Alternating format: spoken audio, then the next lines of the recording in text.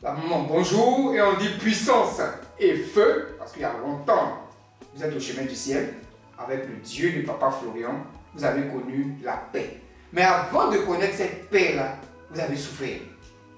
Oui. Oui, papa. Aujourd'hui, vous allez donner votre témoignage et la souffrance que vous avez endurée et qu'est-ce que le Dieu de Papa Florian vous a dit. Allons-y. Puissance, feu. Bonjour, Bishop. Bonjour, Papa Florian. Bonjour, peuple de Dieu. Par ce témoignage, je voudrais partager un peu ce que le Dieu de Papa Florian a fait dans ma vie.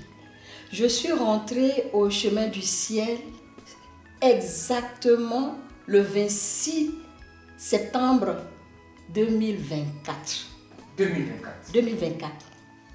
Bientôt un an. Comment les choses se sont passées? L'année 2024 a été une année terrible en tous les sens. Au niveau de la santé, j'avais été empoisonnée par un serrement de main, une poignée de main, pas une poignée de main, quelqu'un qui n'a pas voulu serrer la main à d'autres personnes sans que je sache et qui est venu directement à moi, m'a serré la main, vraiment avec insistance, serré ma main pendant près de 30 secondes. Et après ça, j'ai commencé à tousser et c'est devenu une maladie. Je ne pouvais plus dormir allongée. Je dormais en position assise, 3/4. Je toussais, je vomissais et je faisais même pipi sur moi. Je ne pouvais presque plus travailler. Cela m'a amené à l'hôpital. Je suis allée jusqu'à l'étranger, au Liban, pour des soins. On m'a fait des examens, des bilans. Ça n'a pas donné grand-chose. Et j'étais dans cet état-là quand financièrement, j'ai commencé à sombrer. Mes enfants, au mois de juillet 2024, tous mes enfants, c'est-à-dire que les enfants n'habitent pas au même endroit tous, mais ils ont eu pratiquement les mêmes problèmes. Jusqu'à ma fille est née, à 3 semaines de son terme, on lui a dit le bébé est mort dans son ventre. Quand je suis venue au chemin du ciel et que j'ai écouté le témoignage de Bijou, je me suis dit c'est vraiment dommage qu'en juillet 2024, je ne connaissais pas encore le chemin du ciel. Et ma fille a perdu ce bébé qu'elle attendait. J'étais dans la détresse. Je me souviens que je me suis assise par terre un matin dans ma chambre et j'ai commencé à pleurer comme si on m'avait battue ou comme si on m'avait annoncé une mauvaise nouvelle. Et je criais, je disais, Seigneur, je suis fatiguée, donne-moi du repos. C'était un dimanche matin. Le mardi matin, je reçois un coup de fil. Je salue vraiment ce monsieur que Dieu a utilisé, le Dieu de Papa Florian a utilisé. Tia Désiré, bonjour, sois béni. Depuis la France. Il a été mon collaborateur et il est installé maintenant en France. On s'appelle très rarement. Il m'appelle ce mardi. Il me demande, Tata, ça va? Bon, je lui ai répondu un oui protocolaire. Je lui ai dit ça va. Et pourtant, j'étais en train de pleurer. On a parlé quelques minutes et on a raccroché. Le lendemain, il me rappelle. Papa, maman, Tata, est-ce que ça va? Je lui dis oui, Désiré, ça va. Dieu fait grâce. Et là maintenant, il va me rendre son témoignage personnel de ce qu'il a vécu, comment il a été sorti in extremis de la détresse, de la folie, de la débâcle au niveau de la France par le Dieu de Papa Florian qu'il a découvert en surfant sur YouTube. Quand il a fini de parler, de rendre son témoignage, j'ai dit Désiré, est-ce que tu peux me donner des contacts? Il m'a dit bien sûr. Et il m'a donné 2 numéros. Immédiatement, j'ai appelé et je suis tombée sur Papa Piki. Il m'a donné les renseignements. Le lendemain, c'était jeudi, 26 septembre. J'étais au chemin du ciel. Et quand je suis arrivée, Ce dont j'avais le plus besoin, ce à quoi j'aspirais, c'était vraiment ce repos-là. La paix. La paix. Oui. Et quand je suis arrivée, j'ai vu sur un des murs, venez à moi, vous tous qui êtes chargés, fatigués. Je vous donnerai le repos. J'ai dit, oh, je crois que je suis au bon endroit. Et depuis que je suis venue, je n'ai pas arrêté. Les jeudis, je suis là. Les lundis, je suis là. Papa m'avait reçu. Blocage ou maladie. J'ai dit, papa, c'est tout. C'est complet. Il m'a donné un traitement complet. Et je suis partie. Et les choses suivaient leur rythme. Et un jour, j'étais au chemin du ciel. Je me suis légèrement assoupie. Et dans mon sommeil, j'entends quelqu'un qui me dit, le secret de la bénédiction, c'est l'obéissance. Tu n'es pas dans l'obéissance. Mais pendant que la personne me parlait, je revivais, je fais un retour dans mon passé, dans mon histoire. Après, je me suis réveillée, mais j'étais comme déconnectée. Ça, c'est l'ange qui te parle. Oui. Et papa, l'ange me dit, cette voix intérieure qui me dit, regarde comment, quand tu étais étudiante, tu payais la dîme. Tu n'as jamais manqué de travail. On est allé te chercher à l'école, à l'université, pour que tu travailles. Et ton travail est parti toujours crescendo, en augmentant, en s'améliorant. Tu n'as pas connu de chômage. C'est grâce à la dîme. Mais où est-ce que tu en es aujourd'hui avec la dîme? Papa, j'ai commencé à pleurer. Parce que je me suis souvenue. Effectivement, je payais la dîme. Je payais beaucoup de choses. Et j'ai vécu une expérience avec l'église dans laquelle j'étais qui m'avait traumatisée et je me suis fermée à la dîme. Comme Papa Kokora. Comme Papa Kokora. Quand j'ai écouté son témoignage, j'ai dit waouh. Donc je ne suis pas un élément unique. Il y a des choses comme ça qui existent dans beaucoup d'endroits. Alors en fait, qu'est-ce qui s'est passé? Ce qui s'est passé, c'est que j'étais dans une église dont je vivais vraiment pleinement la vie de cette église. On va taire le nom de l'église. Hein? Non, je dirais ni nom de l'église, ni nom même des pasteurs. Oui. Mais ceux qui me connaissent et qui ont vécu la chose avec moi sauront qui c'est. Et même ces pasteurs sauront que c'est eux. Alors, je payais la dîme. Je faisais beaucoup de choses. C'est pas la peine de rentrer dans les détails, hein, pour emmener le peuple à comprendre certaines pratiques qui se font dans nos églises, hein, pour ouvrir l'esprit des gens sur certaines choses qui ne sont pas normales, qui ne viennent pas de Dieu. Alors, je me sentais concernée vraiment pour tout ce qui concernait les charges de l'église. Et pour faire rire, quand je vois, une fois j'ai vu le pasteur, il avait un peu de boubouille sur la peau. Je lui ai demandé, mais pasteur, c'est quoi ces boutons? Il m'a dit non, c'est la chaleur.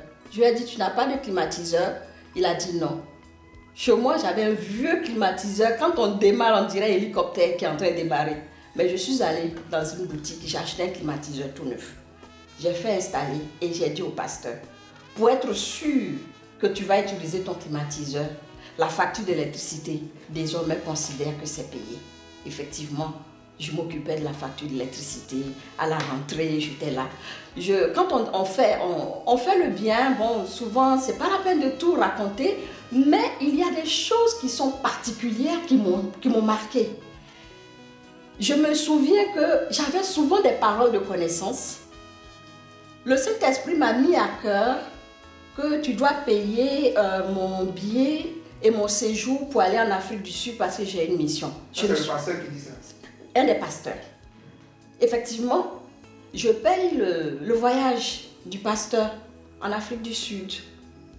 Et puis, il y a des moments où, dès que je reçois un règlement qui est important, il y a le pasteur qui vient, le Saint-Esprit m'a dit que tu dois me donner tel montant. Mais c'est le montant correspondait au chèque que j'ai reçu. Donc pour moi, c'est le Seigneur. Oui, c'est le Saint-Esprit. Donc je ne refuse pas. Tu donnes. Je donne. Je donne. C'est-à-dire quand tu reçois un chèque, oui, le pasteur se met en esprit et puis dit que le Saint-Esprit dit que tu vas lui le mettre tel montant. Mais Bishop, j'ai découvert. C'est le même montant qui est sur le chèque. Le chèque. J'ai découvert par la suite, quand je suis partie de là, la secrétaire que j'utilisais, qui était secrétaire comptable en même temps, et j'étais à mes débuts quand je m'installais à mon compte. Et cette secrétaire-là était le relais du pasteur. Donc quand je recevais quelque chose, elle donnait l'information au pasteur. Et il venait, et la parole de connaissance était exactement ce que j'avais reçu. Ça, c'est le diable en personne qui était installé. Mais j'ai vécu quelque chose qui va me pousser vraiment à me poser des questions et à partir de là. Il y avait une dame dans l'église, une maman de l'église. Elle avait une grossesse, mais qui était, on peut dire une grossesse gémellaire à terme, tellement son ventre était gros. Moi, j'avais beaucoup d'admiration pour cette femme, pour son dynamisme malgré son ventre. Oui. Et à l'église, très souvent, quand il y a des cultes, les gens faisaient des paroles de connaissance sur elle. On la fait lever, elle se tient debout. On dit, tu portes un enfant qui a une grande étoile. Il sera un grand serviteur de Dieu. Bishop, j'étais en train de calculer comment faire la layette. C'était une femme qui n'était pas d'une condition, de bonne condition. Donc, comment l'aider? Ce qu'on pouvait faire déjà pour l'aider, pour que sa grossesse se déroule bien, on le faisait. Je mettais sur certains détails. Oui, il y a des gens qui ont vécu avec moi, ils vont rire même quand ils vont entendre ça. Et puis, un après-midi de dimanche, on m'appelle, on me dit la maman a besoin de moi. Et c'était un jeune pasteur, il était à l'école des pasteurs et c'est lui qui m'a appelé. La maman a besoin de moi. Donc j'arrive et je la trouve vraiment dans un état éploré et elle n'avait plus son ventre. Et je lui demande, mais qu'est-ce qui s'est passé? Elle dit, je viens d'être opérée, on m'a fait une césarienne. J'avais un fibrome qui était posé sur l'enfant et ça a tué le bébé. J'ai pleuré avec elle. Je regardais autour d'elle son espace. Il n'y avait rien qui rappelle une femme qui vient d'accoucher.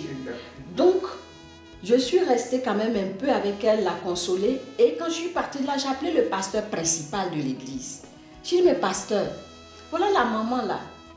Ce qu'elle vient de traverser, même si l'enfant n'a pas vécu, mais c'est une femme nourrice. Elle a besoin de soutien. Le pasteur me dit, ma fille, il faut que je te voie. Donc on prend rendez-vous et on se rencontre. Et puis il me dit, tu sais, elle n'était pas enceinte. C'était un fibrome. J'ai dit, comment ça fibrome? Il dit, mais on lui a dit d'avouer au peuple de Dieu, mais elle n'a jamais voulu avouer. Ça fait la deuxième fois, on a enlevé une fois, ça a repoussé. Donc dans ma tête, j'ai fait un chemin. Cette femme qui veillait, qui sautait, en tout cas pendant les temps de prière, son gros ventre là, elle taille, elle coupe, elle piétine, elle écrase. J'étais en admiration pour sa force. Mais c'est là que j'ai compris qu'en réalité, il n'y avait pas de bébé. Et là, j'étais blessée parce que, même pour me dire qu'elle a perdu son ventre, elle va dire qu'il y a un bébé derrière. Donc, je dis au pasteur, donc tu savais ça? Il dit oui, nous, au niveau de l'équipe des pasteurs, là, on était au courant. J'ai dit d'accord, mais la Bible dit, Jésus, je suis le chemin, la vérité et la vie. Là où Jésus est, il y a la vérité. Et Jésus lui-même a dit, le père du mensonge, c'est le diable. Ça veut dire qu'on est dans l'église et le diable est installé parce qu'il y a le mensonge. Ça, franchement, je peux accepter beaucoup de choses, mais je sens que je ne suis plus en sécurité. Oui. Quand j'ai dit ça au pasteur, j'ai levé le pied, je n'allais plus au culte. Et puis un jour, peu de temps après ça, il y a un frère de l'église qui m'appelle. Le frère me dit, tu es en danger. Que je suis allée voir le pasteur, j'avais un problème à lui exposer. Et quand je suis arrivée, il était en réunion dans son bureau. Donc il y avait un banc derrière sa fenêtre. Et je me suis assise pour attendre qu'il termine la réunion. Et j'ai entendu distinctement le pasteur dire aux personnes qui étaient avec lui en réunion, prions pour que la sœur, Madame Kakou, ait des problèmes parce qu'elle veut nous quitter. Que si elle n'a pas de problème, elle va nous quitter. Prions pour qu'elle ait des problèmes. Et il est venu me dire, on prie pour que tu aies des problèmes. J'avais du mal à croire. J'ai appelé le pasteur. Pasteur, est-ce que je peux te rencontrer? On s'est rencontrés. Est-ce que c'est vrai, en le regardant dans le blanc de l'œil, est-ce que c'est vrai que tu pries et tu fais prier pour que j'ai des problèmes parce que tu sens que je vais quitter l'église? Il a baissé les yeux, il m'a dit, ma fille, tu es ma fille, ne quitte pas l'église. Parce que tu es ma fille, reste avec nous. J'ai dit, pasteur, tu ne m'as pas répondu. Il me dit, ce que je peux te dire, tu es ma fille, reste avec nous. Je lui ai répondu, pasteur, tant que je ne savais pas, la grâce de Dieu me couvrait au milieu de vous. Maintenant que je sais, je dois prendre mes responsabilités. Je ne mettrai plus les pieds chez vous. Et c'est comme ça que je suis partie de cette église. Mais en même temps que je partais de là, mon cœur s'est fermé sur beaucoup de choses. Comme quoi? Sur la dîme, par exemple. Quelle a été la déception au niveau de la dîme? Alors, la déception au niveau de la dîme, comme je dis, je ne voulais pas rentrer dans trop de détails. L'église était en construction. Oui. Et il y avait besoin d'argent, il y avait urgence. À cette époque-là, bon, à cette époque, j'aimais beaucoup l'or. Je suis allée, j'ai soulevé un coffret. Il y avait des pierres précieuses, du diamant, de l'émeraude. Mais vraiment, c'était des bijoux de pièces uniques. Parce que j'ai fréquenté des bijoutiers qui m'ont permis d'avoir quelque chose de renom. Hein? De renom, oui, de renom. Un juif qui avait sa famille qui était des joailliers. Et c'était mon patron. Et je lui faisais gagner beaucoup d'argent. Et quand il gagnait l'argent, il va me payer, me donner des bijoux. Voilà. Donc à un moment donné, je me suis dit, bon, ces bijoux-là, je ne sais pas trop l'esprit qui est derrière. Donc tant qu'à faire, je vais les sortir pour qu'on puisse faire l'œuvre. Donc ce jour-là même, je suis partie avec mon mari et les bijoux devant le pasteur. Il tremblait tellement, il n'avait jamais vu ça. Il n'avait jamais vu ça. Une seule bague pouvait faire autour de 10 millions. Une seule bague? C'était de gros diamants avec de l'émeraude. Mais vraiment, c'était des trucs qui étaient bien. Exceptionnel, hein? C'était des pièces uniques. Bishop, quand j'ai donné, quelques temps après, j'ai vu la femme du pasteur. Elle a commencé à porter les bijoux là. Moi, j'avais donné pour qu'on puisse vendre. Vendre pour construire l'église. Mais en même temps, je me suis dit, j'ai donné. Donc, il est libre de l'utiliser comme il veut. Je n'en ai pas fait, franchement, d'histoire, puisque j'ai continué à fréquenter l'église. Et franchement, ce que je pouvais faire, je le faisais. Mais je me suis sentie braquée. Et ce qui a fait mal, c'est que pour moi, c'est la Bible qu'on a utilisée pour me braquer.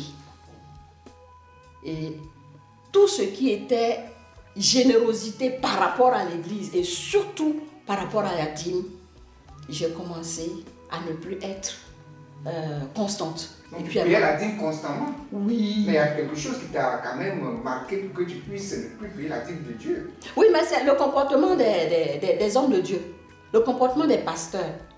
Et puis, j'ai remarqué, je payais la dîme, mais financièrement, je n'étais pas à l'aise. Tu t'appauvrissais? J'avais juste le minimum pour entretenir un train de vie. Je ne peux pas investir.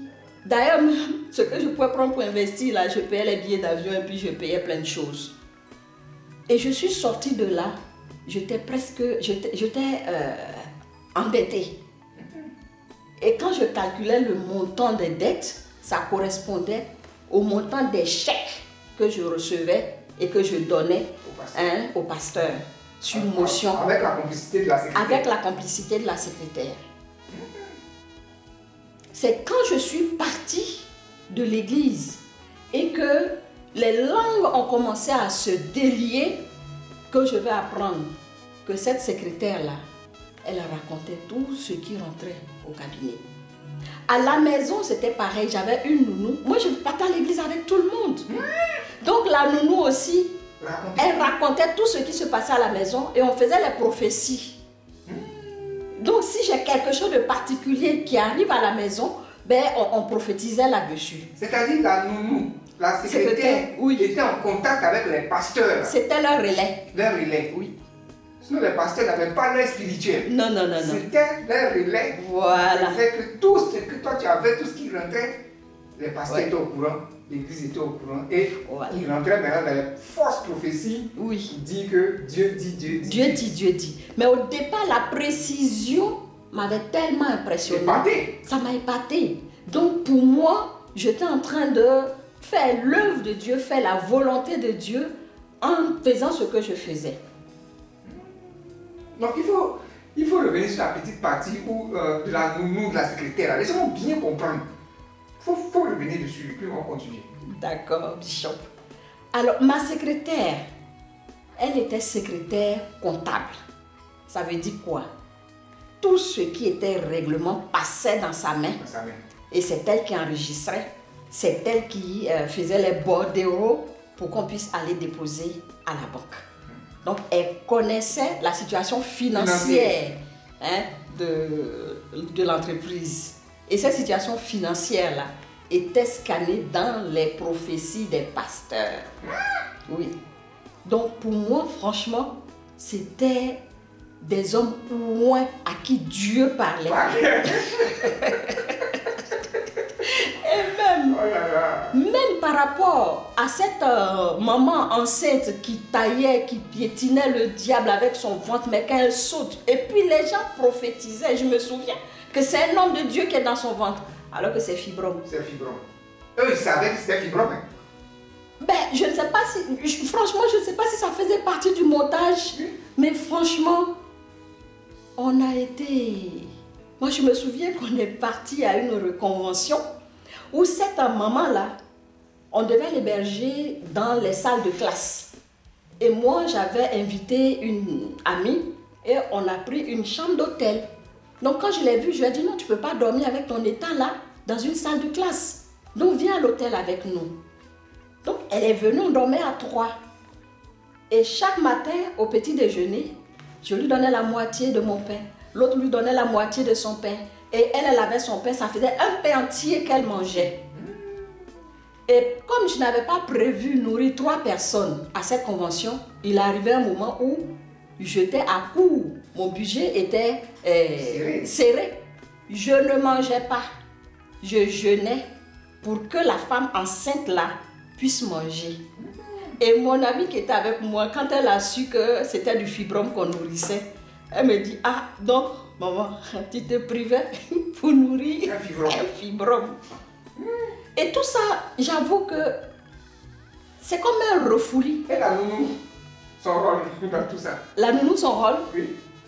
Ben, bon, il y a des détails dans lesquels je ne voulais pas rentrer, mais la nounou, elle est en contact avec les pasteurs. Et c'est quand elle devait partir que j'ai appris que dès que je suis partie au travail, les pasteurs venaient faire leur marché dans mon congélateur avec la complicité de la nounou. Et les pasteurs venaient se servir? Oui! Les pasteurs venaient se servir. On fait les provisions, ça ne dure pas. Je me dis, bon, la nourriture, là, on ne va pas être trop compliqué là-dessus. Je faisais les provisions.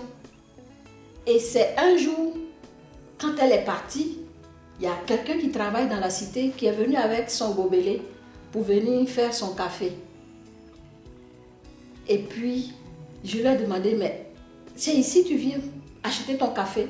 Elle dit oui, chaque matin, la fille qui est ici, là, je viens, je fais le café avec elle. Donc j'en parlais.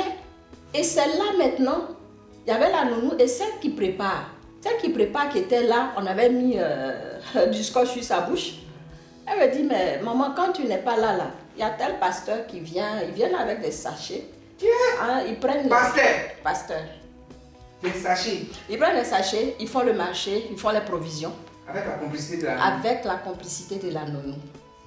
Et puis... Même l'autre ne parlait pas. Aïe. Mais si on l'a menacée.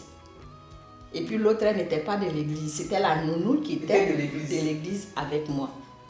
Donc elle ne voulait pas rentrer au milieu. Voilà. Donc quand je suis partie de là-bas, j'avoue que mon cœur s'est fermé. Oui. Mon cœur s'est fermé et ce que je peux dire, après cette expérience-là, ce que j'ai compris, c'est que la dîme, par rapport à la dîme, ce n'est pas à un homme qu'on donne. C'est à Dieu qu'on donne. Donc si tu veux regarder à l'homme là, tu vas être en palabre avec Dieu. Moi, je me suis retrouvée en palabre avec Dieu.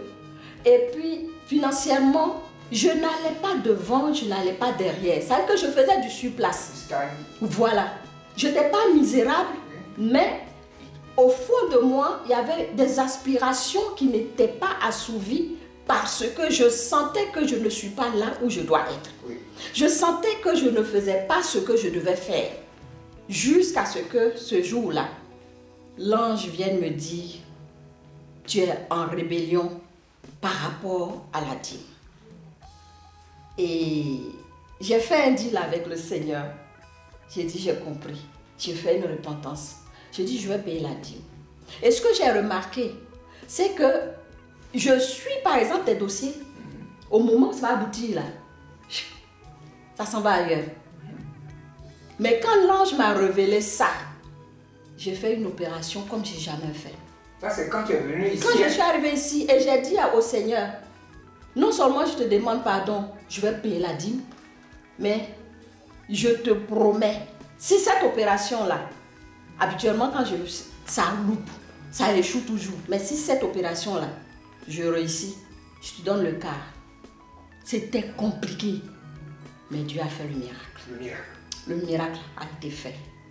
Ce qui est un peu intéressant, c'est-à-dire pendant que tu étais dans cette église, l'ange ne t'a pas parlé que tu désobéissais pour la dîme. Non. Parce que l'ange savait que, Dieu savait que où tu mettais ton argent, c'était du pipeau. Mais ici, tu vois que l'ange, au lieu que ce soit l'homme de Dieu, c'est l'ange, c'est Dieu lui-même qui vient te rappeler que tu es en conflit avec lui à cause de sa vie. Oui. Tu vois pas la différence? Si, je vois, mais ce que vous êtes en train de dire, Bishop, ma fille aînée, elle avait seulement 6 ans. On l'accompagnait à l'école. Elle était derrière la voiture. Puis elle me dit, maman, si tu veux que ton riz pousse, il faut le mettre dans la bonne terre. À la bonne terre. Et Alléluia. blanc. Alléluia. Ça a ouvert mes yeux. Alléluia. À la bonne terre. Il faut le mettre dans la bonne terre.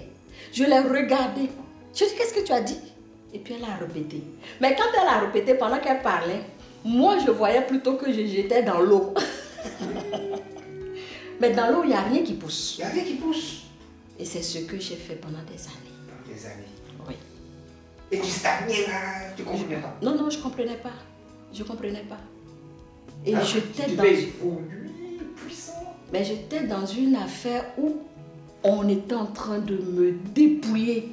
Quand j'ai fait la dîme, quand je suis venue au chemin du ciel, que j'ai eu cette révélation, j'ai fait la dîme. Parce que j'étais en partenariat. Je me suis mis en association avec quelqu'un depuis 2 ans.